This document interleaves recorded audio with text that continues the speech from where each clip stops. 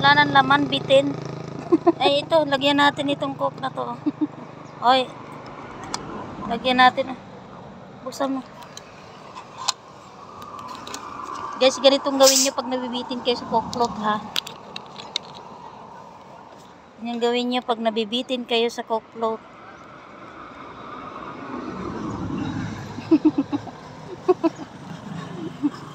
Oh, coke float again. Oh.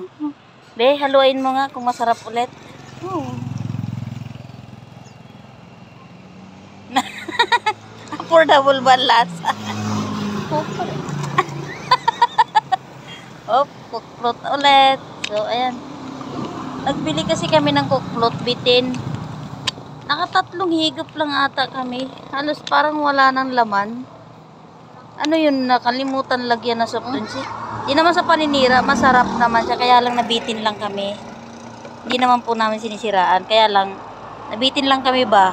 Gusto pa namin mag-continuous. Okay.